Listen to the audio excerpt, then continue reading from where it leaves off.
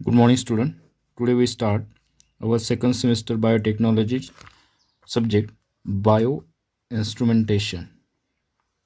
Okay, so in this subject we we are studying on five chapters. First chapter is bioinstrumentation, second chapter is spectroscopy, third chapter is separation method, fourth chapter is microscope, and last chapter is thermoregulation. So for today we start our first chapter, bioinstrumentation. Okay, so we will start now our first chapter, bioinstrumentation. In this chapter we are basically focus on information about bioinstrumentation what is and bio electric instrumentation. हमें circuit. पहले ये जानना होगा कि bio instrumentation क्या होता है। तो देखो यहाँ पे क्या दिया है, bio instrumentation is an application of biomedical engineering. अभी यहाँ पे हमारे सामने एक क्वेश्चन खड़ा हो जाता है कि व्हाट इज़ बायोमेडिकल इंजीनियरिंग, ये बायोमेडिकल इंजीनियरिंग क्या है। ओके, तो before 19th century medical science was limited since diagnosis was based on physical examination.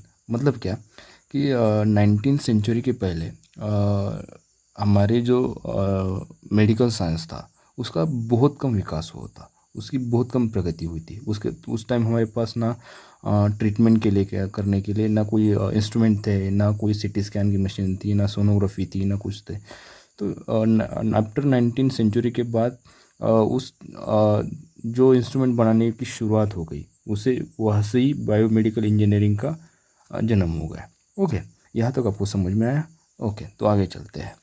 तो अब बायोमेडिकल इंजीनियरिंग का जब जन्म होगा तो वहाँ से क्या होगा शुरू कि मेडिकल साइंस रिलेटेड जितने भी इंस्ट्रूमेंट्स थे उसे बनाना शुरू कर दिया, और वहाँ से बायो इंस्ट्रूमेंटेशन का जन्म हो गया।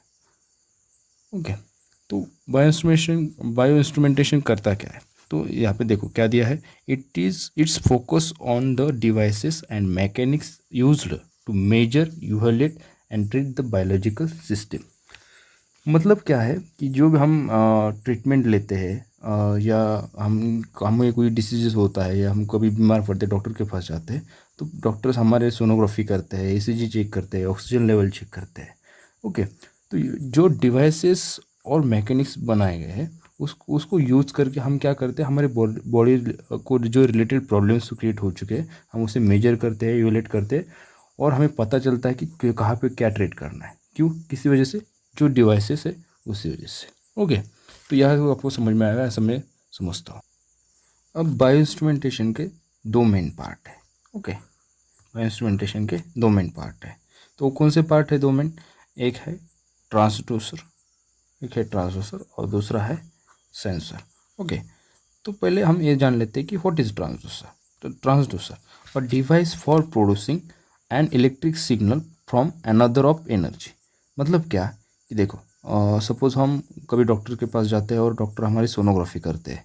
ओके, तो वो नॉब जब वो हमारे पेट पे घुमाते हैं तो वो वहाँ से उस नॉब से हमें डिस्प्ले में, जब हम उस डिस्प्ले में देखते हैं तो उसमें कुछ इलेक्ट्रिक सिग्नल क्रिएट होते हैं। ओके, जैसे हम एग्जांपल लेते हैं, एचआरटीसी करते हैं, सोनोग्राफी करते हैं, ईसीजी करते हैं, तो जैसे हमारी बॉडी को कुछ ट्रांसड्यूसर लगाया जाएगा तो उस डिस्प्ले, तो उस वो क्या करेगा, वो ट्रांसड्यूसर कि हमारे डिस्प्ले में इलेक्ट्रिक सिग्नल जनरेट करेगा। मतलब हमें वहाँ पे लाइन आती है, कभी कभी वो वेव क्रिएट हुई है ईसीजी में, ऐसा दिखाते हैं हम।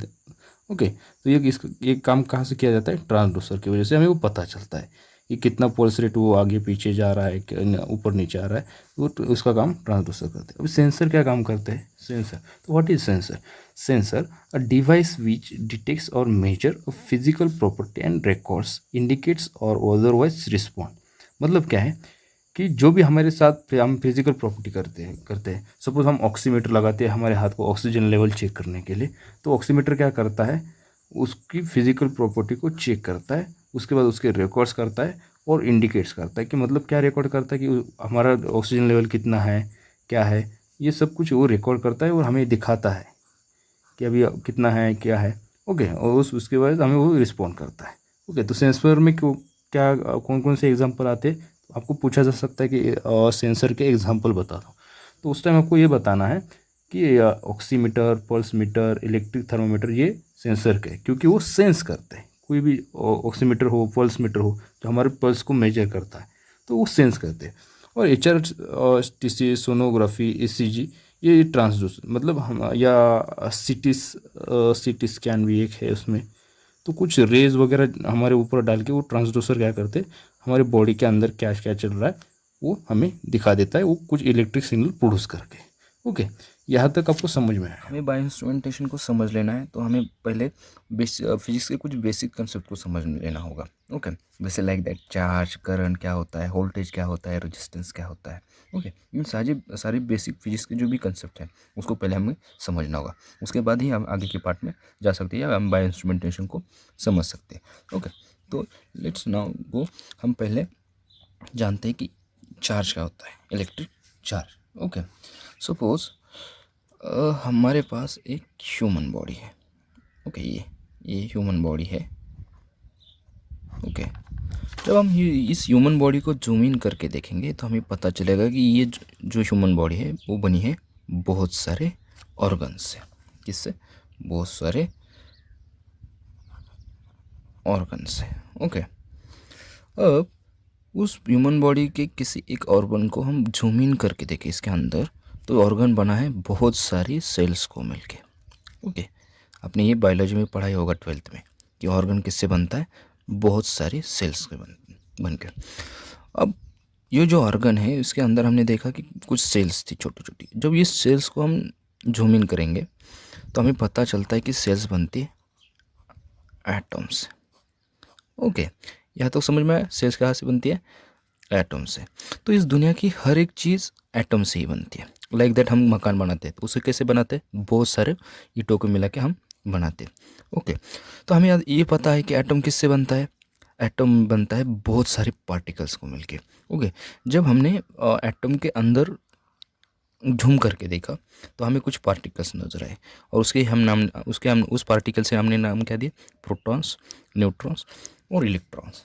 ओके, तो इस प्रोटॉन न्यूट्रॉन्स की ये जो इलेक्ट्रिक चार्ज है उनकी हर एक की अलग अलग प्रॉपर्टीज़ है। ओके, तो चलो एक एक्सपेरिमेंट के ज़रिए हम उसकी प्रॉपर्टी को जानने की कोशिश करते हैं। ओके, सपोज हमने दो प्रोटॉन लिए तो उनके बीच क्या होगा, रिपल्शन। सपोज हमने दो इलेक्ट्रॉन लिए तो उनके बीच क्या होगा, रिपल्शन।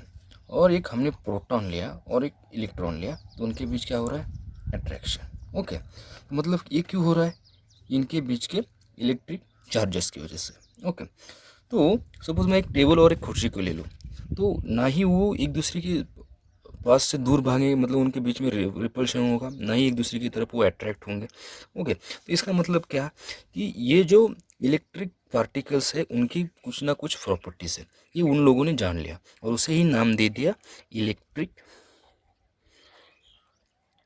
चार्जेस।